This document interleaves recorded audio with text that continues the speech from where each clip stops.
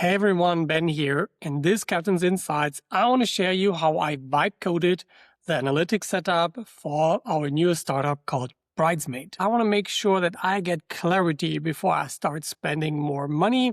So I'm suggesting to you here a clear 4-pillar setup on how to set up your analytics in a consent-friendly way, all done by a tool like Claude Code or Codex. Let's have fun with this. You might have noticed the trend during the last few articles that I'm essentially showing you how I set up my strategy, my content, my funnel, and now my analytics setup for Bridesmaid inside my code base and what kind of advantages it has when I'm talking to an agent like Claude Code. And this is a continuation of that. And if you're interested in going back, there are links to the articles that came before, but this stands alone. And you can just listen or watch this on its own. So the main thing that I ran into, and I have run into multiple times, is that I may be joining a team and they say, hey, Ben, can you analyze my traffic and see what is working, what is not working? And they do not even have the tools ready that I could make such an assessment. And then they're spending maybe $1,000 a week, which is a healthy baseline, but most of the time they're wasting their money, or they're not doing ads. They're doing a lot of SEO work, outreach work in B2B, and they can't see what is actually happening behind the scenes. So I call this spending blind in terms of money and time, and you shouldn't do this. You just see your ad spend go up, you see clicks, you don't see exactly what is happening on the other end of the click experience. You sometimes see, 3 people registered, but if you spend 3,000 euros on the other side, and you can only afford to spend like $50 per customer, you just very heavily overspent here.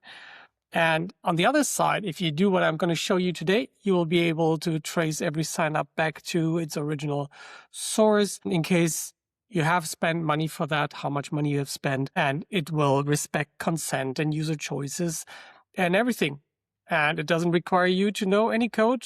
I'm a non-technical founder myself, but I understand analytics quite deeply. And during this setup that I initially presented in one of our Pirate Forge cohorts, I noticed, okay, there's still a lot of an understanding gap. What is even necessary between being able to prompt this and getting good results out of that? This is not a prompt engineering lesson or anything.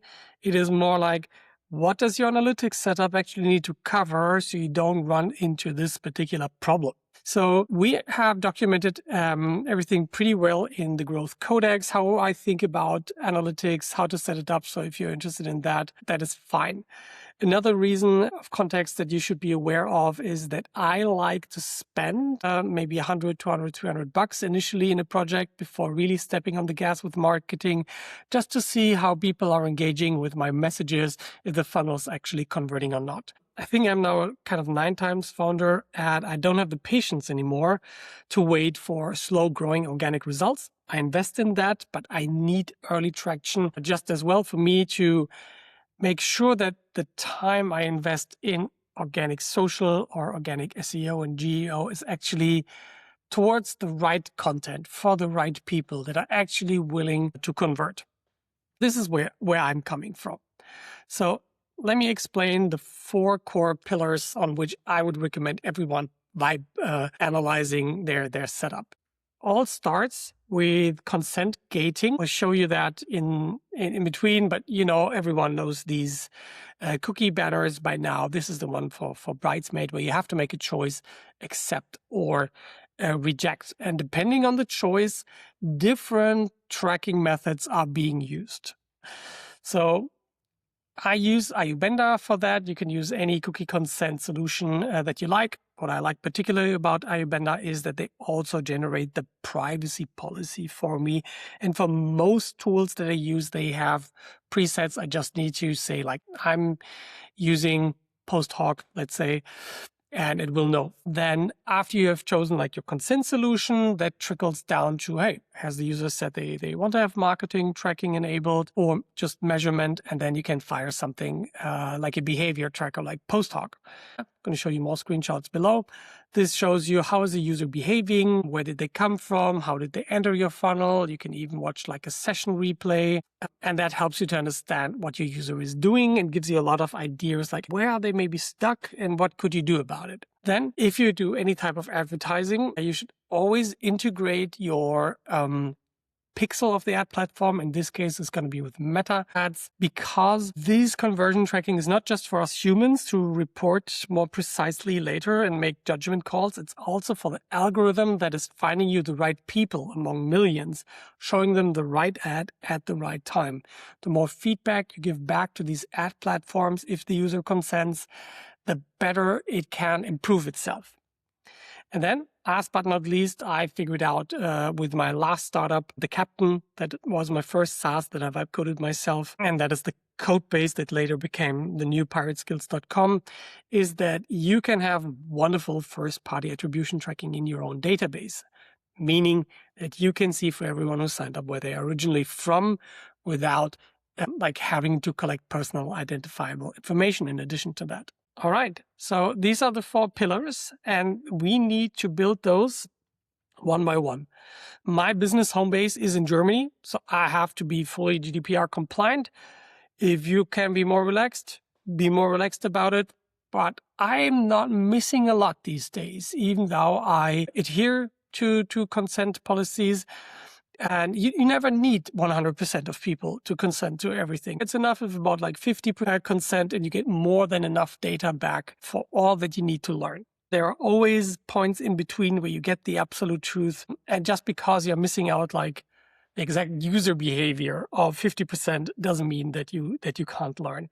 So doing this feels better for me, feels better for the user. So I'll keep presenting you the way that I think is good, not only for Germany, but for many other countries around the world. All right, so let's build each of those 4 pillars one by one. I'll be switching between tabs now and then, breaking out of this article and coming back so you see it in the full flash. But if you want to look at this funnel yourself, just use this link to bridesmaid.love and take a look at our freebie that we present to our user, which for a new bride is the plan for the first 7 days after the proposal.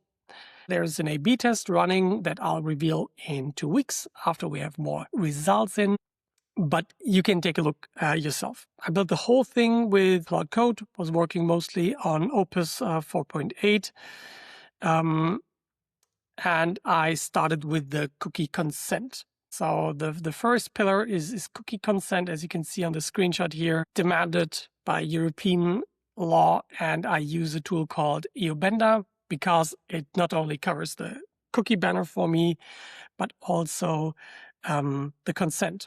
What I would highly recommend for everyone is to set up your cookie consent similar to what you see here, where you have a central cookie banner. You're forcing users to make a decision anyways, so don't put it at the top or at the bottom or the lower right corner. Very low percentage of people will actually convert, and it will significantly make the experience worse for your users because they will be having this cookie banner and only seeing like 2/3 of your page. So put it at the center, force them to make a decision, and off you go. This usually results for me in a 50% plus conversion rate after a little bit of tweaking. This gives people the choice. Let me just show you really quick. This is something very important to understand. So if you ever want to reset your cookies on Chrome, you can just say, hey, show me the cookies on this page. Can you please get rid of them? And then it forces the reload and we see the cookie banner again. Here it is. If people click accept, they accept all 5 levels of cookie tracking. You can reveal those 5 levels here under this click. And there you can see it. It starts with necessities. This is JavaScript that needs to be tracked. For example, think about an e-commerce store that can't store something in the cart. That fundamentally would inhibit the e-com functionality. So it's necessary and the user doesn't have a choice here. Then you can add additional functionality. Let's say like a support chat widget in the lower right corner. This is extra. And user needs to have a choice on that. Then experience would be something like A/B testing or personalization. Measurement would be something like web analytics tools like PostHog or Google Analytics. And then marketing would be the deepest purpose. That would be something like the Meta Ads Pixel, Google Ads conversion tracking, LinkedIn Insights tags, and so on. And depending on what the user chooses or not chooses, we have to respect this and only fire the tools behind it. This is why I set this up first. And I just point the Claude Code to the documentation from iubenda, and it set this up flawlessly on the first try. But you always have to double check that it's actually really doing that. So I haven't made a choice here, and you can see only thing that is firing is my host and like Vercel, where I'm hosting the website, and iubenda, which is the cookie consent banner. But once I say I accept, click all, let's save and continue, you can see now that a few more cookies are firing, like the Facebook cookies here, for example, and the PostHog cookies are firing now. No need to refresh. This is now kind of like recording the user and what they are doing. If they decide not to consent, also no problem. I load PostHog in a way that is cookie-less. Also a beautiful thing about PostHog or other very privacy-focused tools like Matomo, that they have ways to set it up cookie-less that doesn't store anything on the user's device permanently or in cookies. It doesn't store any personal identifiable information, but still allows you to do some basic tracking, like, for example, how did they interact with the cookie consent banner, which I find really, really helpful. So in order for you to make this a bit easier, I provided a prompt here that you can use in your specific setup and ask the AI essentially to guide you through a consent setup like that here. If you want to exchange tools to something else than what I use, of course, no problem. So treat these prompts as like a rough guide on how to get started with this, but it will take you long for this iubenda setup if you use this prompt, and it waits for you to continue that conversation, ideally in the same Claude Code session. I, for example, have an analytics session always running where I have all of my data coming in. I'm going to talk about what you see on here in a second, but this is where I do all of my setup changes, where I do data reviews, etc., just with normal language. This was a prompt when I just said, hey, could you do the A/B testing results and the ad result review for me and put this in the chat. And this is the new way. This is the new way how to interact with data. It is a bit of dashboard building, but I spend way more time in here than my dashboards. So this is pillar one.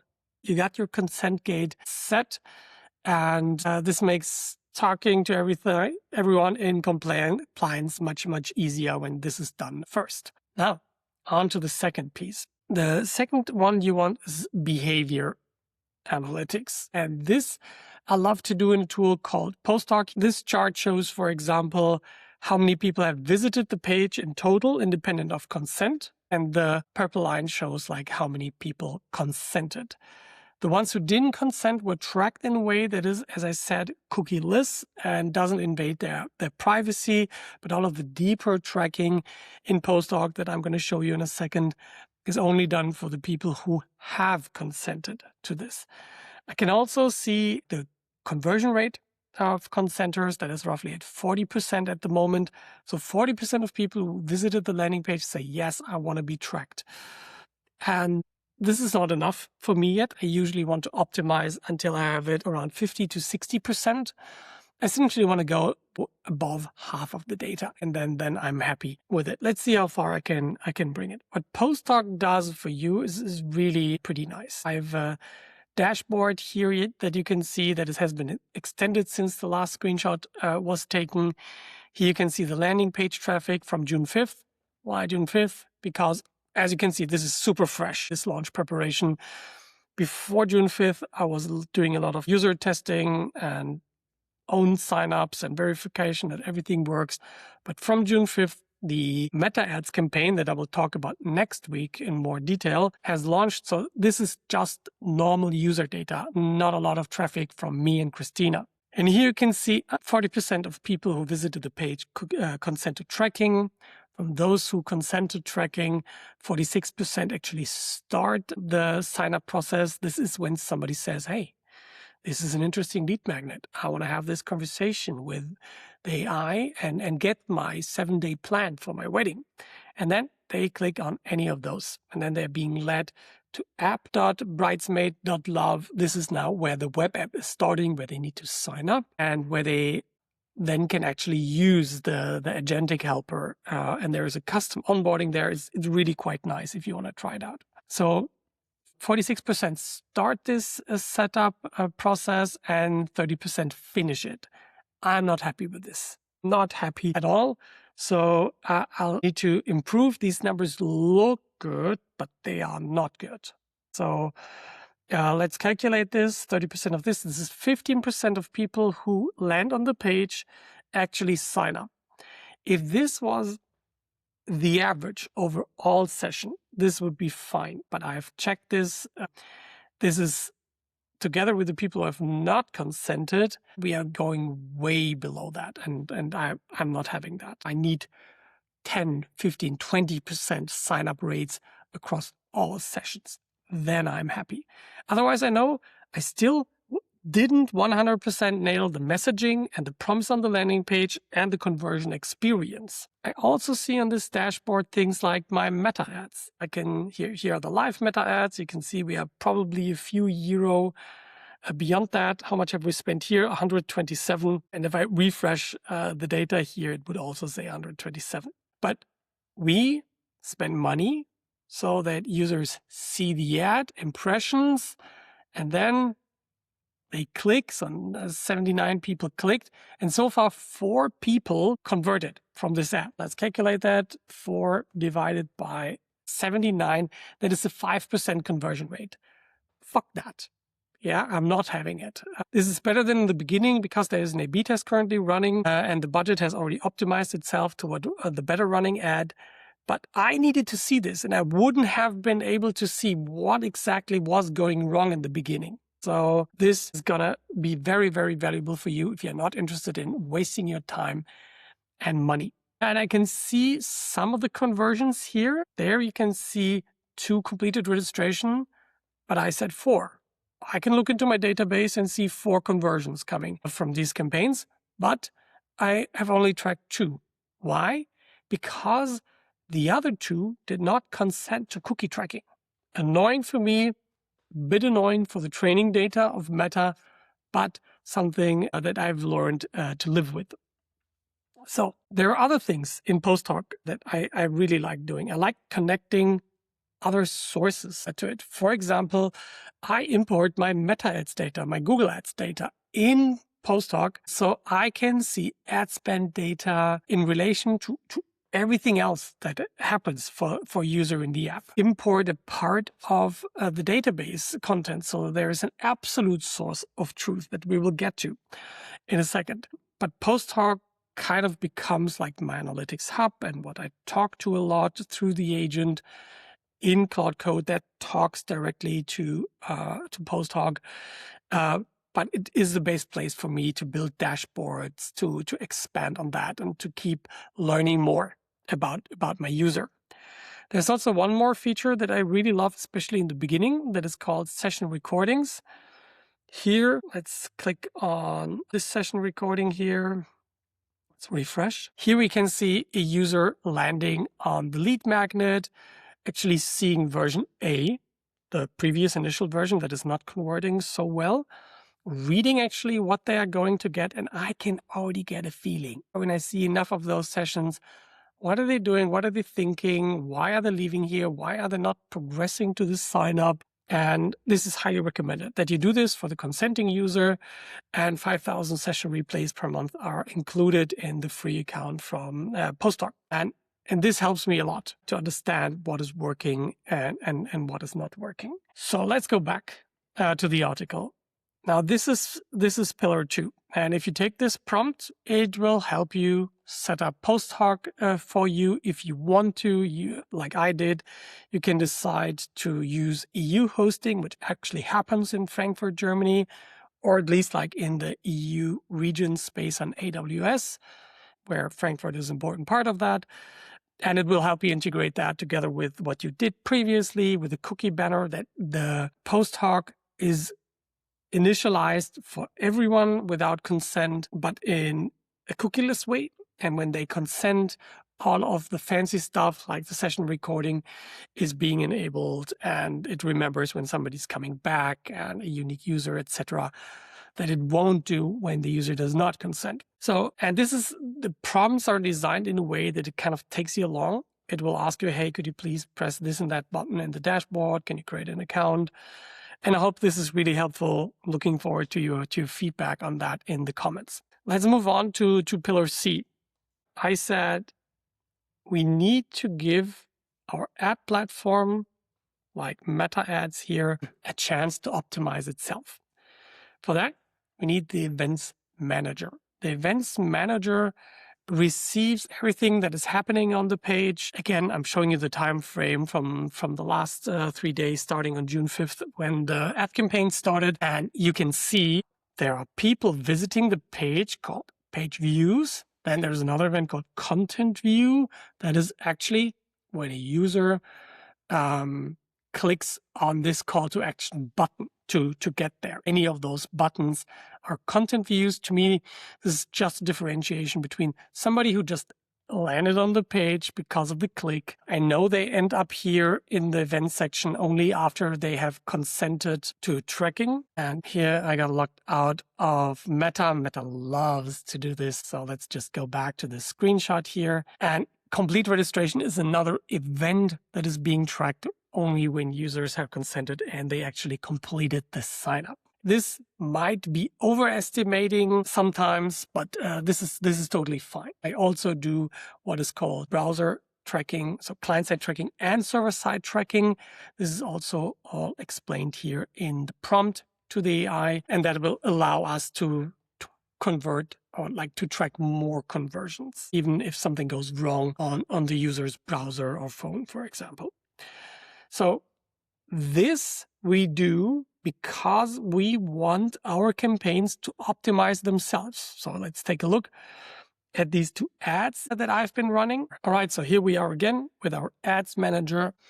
And you can see one thing very quickly. There are 2 ads. Let me show you the difference. Here's the preview, 2 static ads. One is pitching user 6 questions, then your whole first week.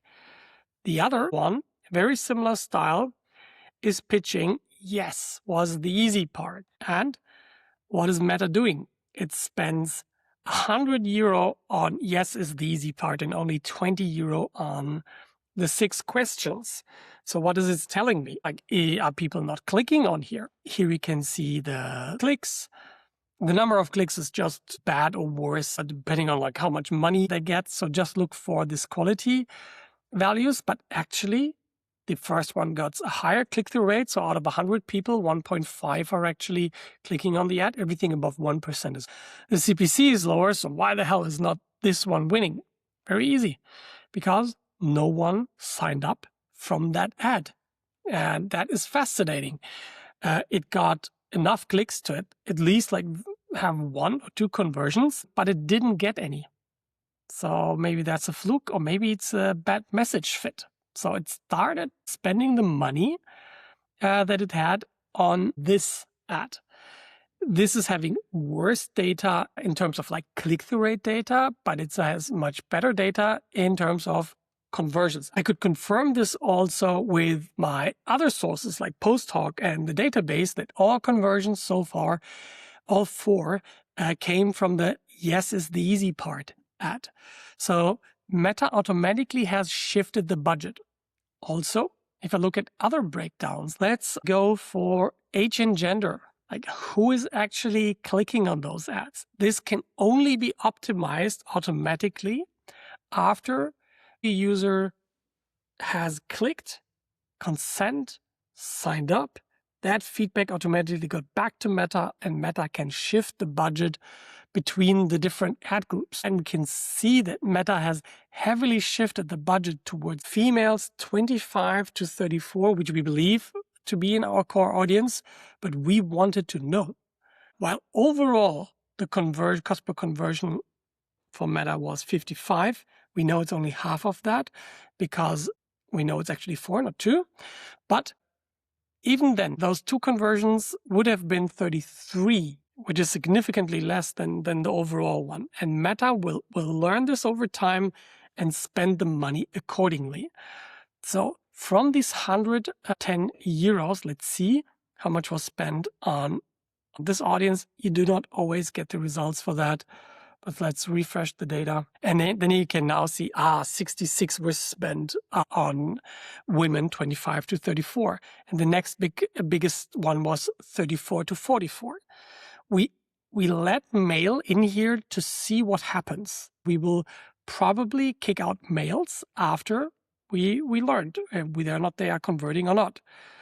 It would have been surprising to us to see this, but you can see that Meta is also agreeing this is more of a female business than male business. So this is why we are doing this. This is why we are giving back the data to Meta, to Google, to TikTok. So this automatic optimization happens in the background. It's not for us. It's more for the ad platform to optimize itself. And I got a prompt for you here that does the browser and the server-side tracking for you and ensures that you got high quality in your events. All of this is to be tested. Always make sure that these pixels are only firing when the user actually consented. Do not trust everything the AI does. But this one actually got it right on the first try. Now, what else could we possibly need, Ben? The ultimate source of truth is what we need for us, not for Meta. We need to have a record of our own, because Meta can report all kinds of wild stuff here. You can already see it's 50% of the truth. So how can I trust it? Same goes for PostHog. I can only see if a user consented and if this tool recorded it correctly. But what if we could just see it in our database? Here I've done this little anonymized version of the database here. These are the 4 signups with the exact times when they actually came in, but user names are anonymized and I can see exactly. They all came from Instagram. 3 came from the feed. 1 came from a story. So that lets me question, like, Ben, why is there no Reels? Usually Reels is like one of my best placements, but maybe it's simply because I just have a static creative and I need to make videos out of that. And here I can see all 4 actually came from the yes was the easy part one. They all came from the same ad site. This is my first iteration. They all come through the first week tool that I provided. And this is the ultimate source of truth. This is what I'm refreshing like twice a day now and seeing like, oh, did someone new come in? This is what I'm telling Christina. Hey, we have one more. I'm not relying for that on metadata. I'm not relying on PostHog data. I see it here in my own database. And normal developers would say, like, how dare you soil my beautiful user data with nasty marketing information, like where people come from. To me, this is at the absolute core of the user. I want to keep track of this forever. And to see how many people after the 7-day free trial, which none of the users have hit yet, because they haven't been on the platform for 7 days, I want to understand deeper down the funnel what is actually happening. What is the customer lifetime value of a person who comes from that specific ad from Instagram feed compared to whatever else. This way I get it. And as you can see, none of this is personal identifiable information. This is just information about the campaign that they came from, just the names of the campaigns. So this is, for me at least, safe to store.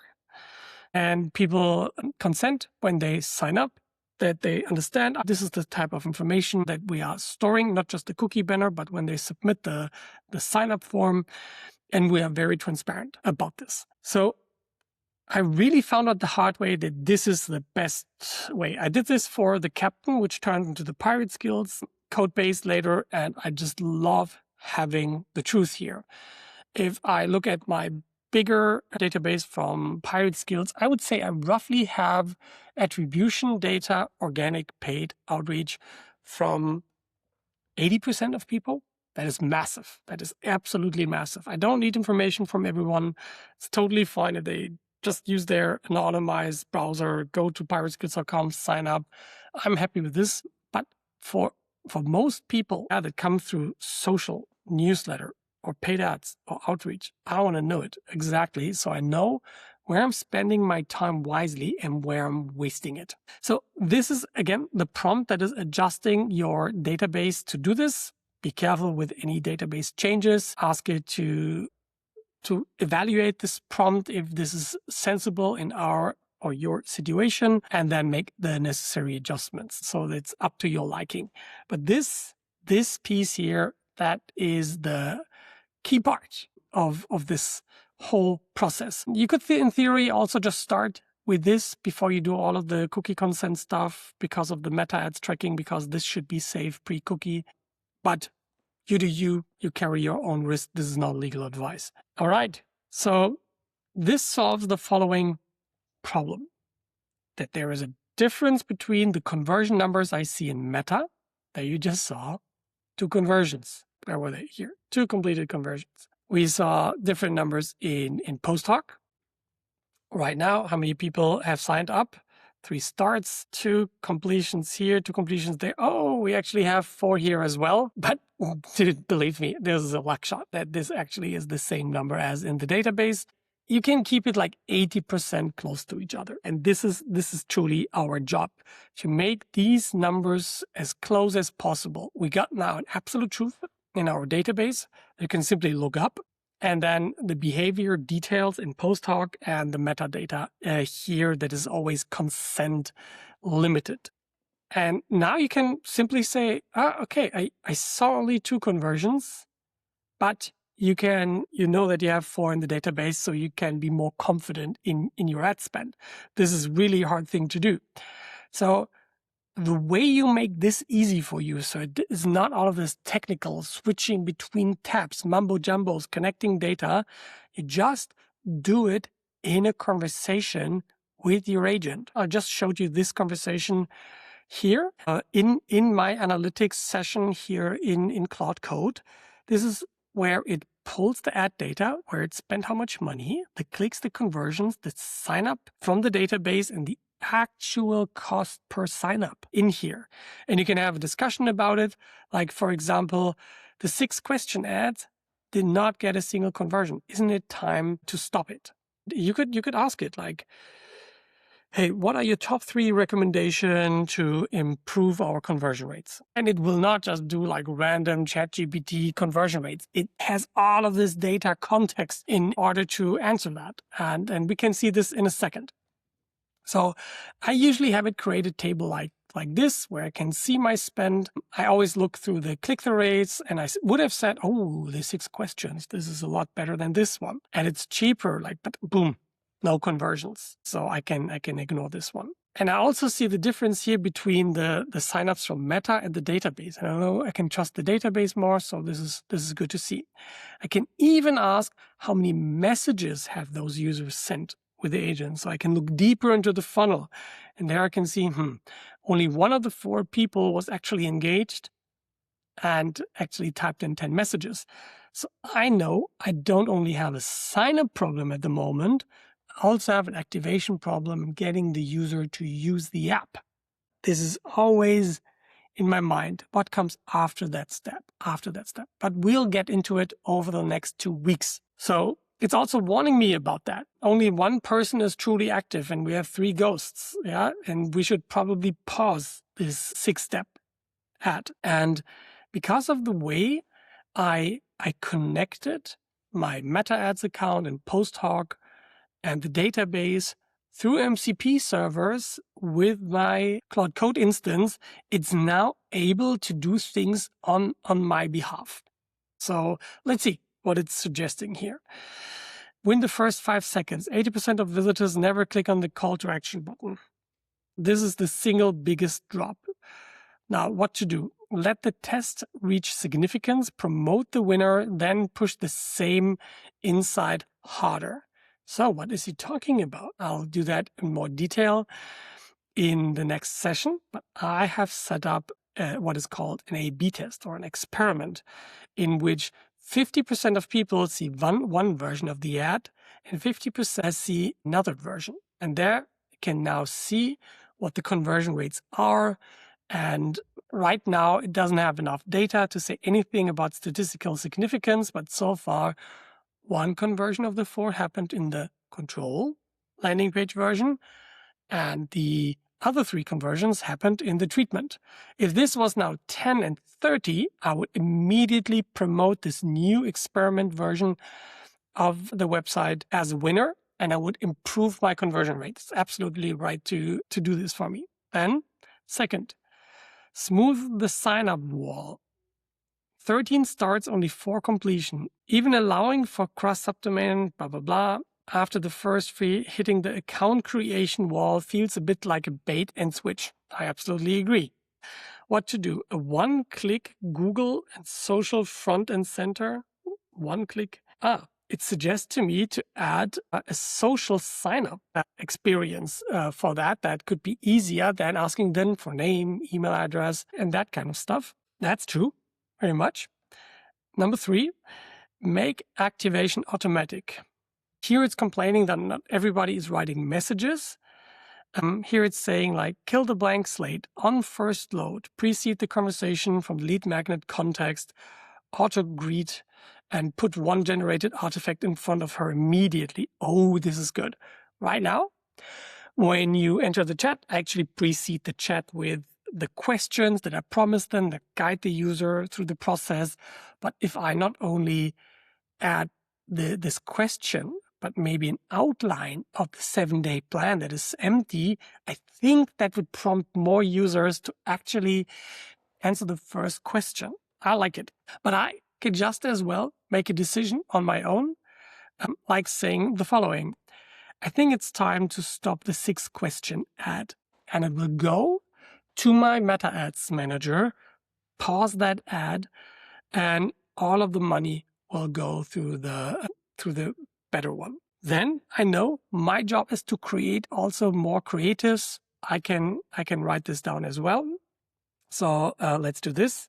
I actually like the ideas that were mentioned here. So I need you to set up a couple of small projects in Linear for me. First project would be to create the second batch of the creatives. Yeah, I want 3 more statics and 3 more video creatives. So I can also see how Instagram Reels are working. I like the idea of the social sign up very much. So add a project where we add Google login as well. And I think that's it for now. So you don't need to do everything the AI suggests, but the things that are relevant for you. Now what happens here? If I now go to the ad and I refresh the page, now you can see that the ad is turned off. Completely done by the agent. I can change text, I can change images, I can change the landing page, whatever I like. I can have a fluent conversation with Claude about everything happening in this ad account. And now this is going to Linear. Let me show you that as well. Here are my projects for Bridesmaid at the moment, still quite sparse because I'm moving them from another Linear space in here. And so let's say I want to see it more as a board. And we can actually now see how the new projects are going to be set up here in Linear. So this whole motion of doing this analysis is becoming a part of your normal conversation with Claude Code. Whenever you see something like, oh, I don't think the events are tracking correctly, I see in my database more than somewhere else, you can say like, did we do the tracking right? Can you confirm that we are missing out on a few conversion events? And it will do the analysis. It will often find a bug that it will then improve over time. Another beautiful thing that you can do is you can set up what is called loops. So in here, in my meta ads one, I have a loop running 3 times a day. A loop is this here /loop, where you can say, I want you to do a campaign review, like at 8, at 12, and at 1600. And I need you to give me the latest results. I need you to write a journal. And it's actually doing this for you. And this is also really helpful because now the agent becomes proactive. I did not do this in my OpenClaw instance because this feels much more interactive and more stable. At the moment, I feel I'm repairing my OpenClaw more than I'm using it. So I'm trying this out in here, and I love this new loops functionality. I also got a loop for the conversion rate optimization running here. Some of them show up here, for example, in the routines. And this is where it essentially says, like, this is the analysis of the A/B test I'm going to reveal in 2 weeks, but I'm going to sneak peek it next week again. It gives you the context. It associates the relevant skills and files for doing this journal writing. And to me, this is just very, very, very helpful. Keep this actionable because I don't want to do analytics for analytics' sake. I want to do it because I want to improve my setup and my conversion rate and make my startup fly. This is the only reason why I do this. So right now it's creating these projects, then saving issues, which are like to-dos in them, summarizing that for me and giving me the links to them so that the next time I want to work on Bridesmaid again, I have something based on data that I can do. Okay, let's just let this run. I think you guys know where this is coming from. All right, so you now know how to create these setups, how to create a loop. There's another prompt for you that helps you set them up. It doesn't matter which tool you're using. This works with a different command in Codex or anti-gravity. It does not matter which tool you use. I just share it the way that I am currently using it. That does not mean it's the best. I just happen to get comfortable at the Anthropic world. All right, so this is where we currently are. I'm going to take you along this journey as transparently as I can and share with you if this is actually worth doing, how much it has changed, what I'm trying to do here with Bridesmaid. And what I can leave you with is that you kind of should know and understand the broad shape of this setup. And you don't need to understand the line-by-line code of implementation. I don't either. Claude Code handles that for us. But you need to even know that there are these 4 pillars, that you need to handle consent, that you need to have one web tracking tool like PostHog, that you need to track your ad conversions with your pixel, and ideally that you have one real source of truth in your database where you store, for example, when a user signs up, where they actually came from, the way you want to and you feel comfortable with, and just be transparent with your user about that. So then next piece is staying in motion. You saw one of these motions happening here. I saw things. I realized immediately I needed to create a batch of creatives, and then I'm doing it. It means I'm going to the next motion, creating those ads, using the Meta Ads MCP server to either extend or set up a new campaign. With these new creatives, have a bit of time, analyze the results, optimize. Wait, analyze, wait, optimize. It's a simple flow between analyzing and optimizing. I think this is extremely overpowered, and you have a true competitive advantage if you get your head around this. And I hope this article and the prompts that are provided to you are helping you out. That's it from the main content. Thank you for listening. If you don't have enough from me yet, then feel free to join any of our free private labs. For example, if you're reading this article on launch day, which is June 8th, you will always know 2 days later we're going to have a discussion about this and share with other builders how they are using something similar and what is maybe even better in their setup than in mine. Then, once a month, we have an offline event called Vibe Coding Cologne. Once a quarter, we do a big hackathon. Next one is on September 4th. And we do a 12-week Pirate Forge in which we teach you how to build your first SaaS and how to market your first SaaS. And this one is a little bit of an insight in what we do during the second half. This analytics part is a lot about growing your business. So you know that the marketing that you're doing is actually worthwhile.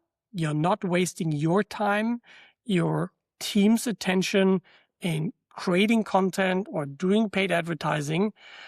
This is really what helps us out to find what is working and what is not working. All right, that's it for real now. Have a good day. Bye-bye.